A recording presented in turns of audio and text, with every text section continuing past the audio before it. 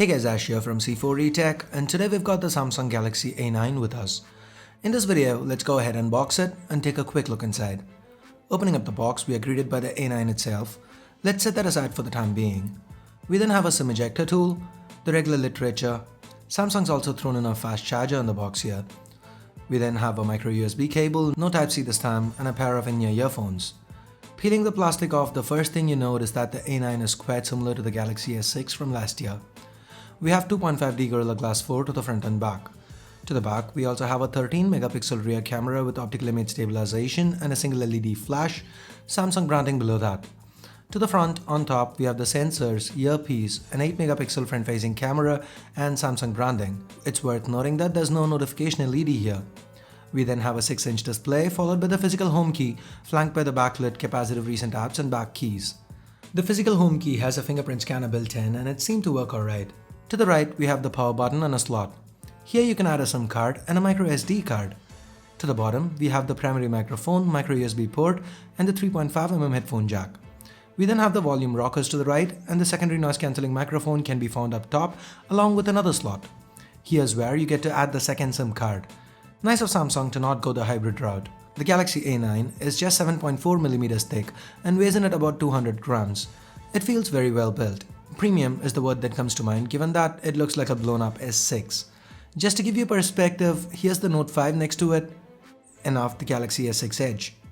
By the way, if you're wondering what I have on these phones, I've got some great skins from Slick Wraps on them.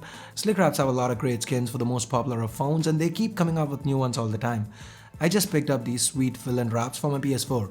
Anyway, if you're interested in wraps, do check Slick Wraps out. I'll leave a direct link in the description below. So back to the Galaxy A9, the reason for its large footprint is the fact that it sports a 6-inch display. This is a 6-inch Full HD Super AMOLED display, which by the way is covered by 2.5D Gorilla Glass 4 for protection. For those interested, Full HD spread over 6 inches results in a pixel density of 367 pixels per inch. Well, that's not the sharpest, it's definitely not bad, and given that this is a Super AMOLED panel, we get punchy colors, great viewing angles, and amazing contrast thanks to those deep blacks. Surprisingly, despite this not being a flagship, Samsung hasn't skimped out on the internals either. The Galaxy A9 is powered by the 64-bit Snapdragon 652 chip. Now that's 4 Cortex-A72 cores clocked at 1.8 GHz each, 4 Cortex-A53 cores clocked at 1.2 GHz each, coupled with an Adreno 510 GPU, 3 gigs of RAM, a 4000 mAh non-user replaceable battery, and despite the inclusion of a dedicated microSD card slot, Samsung's still thrown in 32 gigs of onboard storage. Nice. The Galaxy A9 is currently running on Android 5.1 Lollipop. Since Samsung likes to launch new Android versions with flagships, we should expect the A9 to get 6.0 a few months after the launch of the S7. We have the familiar TouchWiz UI on top, which means of course Flipboard still lags, so let's turn that off. We have support for themes built in, very few preloaded apps, the Google ones, some Microsoft ones, and very few Samsung apps. Double pressing the home key launches the camera, shutter response seems fast, it can do 1080p videos, no 4K though. We have tons of modes that we've seen before and that includes the Pro mode. Do note that this is the stripped down version of the Pro mode that you find on the S6 and other flagships. It's Samsung after all, so what else would you expect? Anyway, the 8-megapixel front-facing camera seems decent too. Here are a few quick sample shots that I took with this camera. All other regular TouchWiz features make a return too. You can set triple pressing the home key to launch the one-handed mode, shrinking the display down to ease single-handed usage. Then there's multi-window that lets you run 2 apps side by side.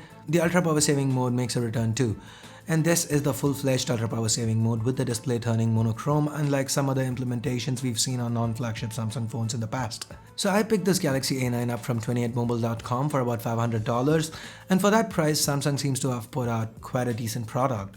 So I'm going to continue testing this out before coming out with my full review.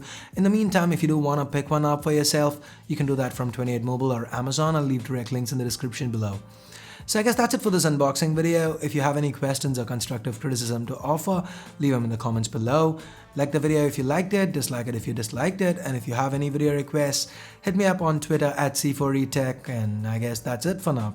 Thanks a lot for watching. Till next time, this is Ash here from C4eTech, signing off. You guys have a great day. Bye bye now.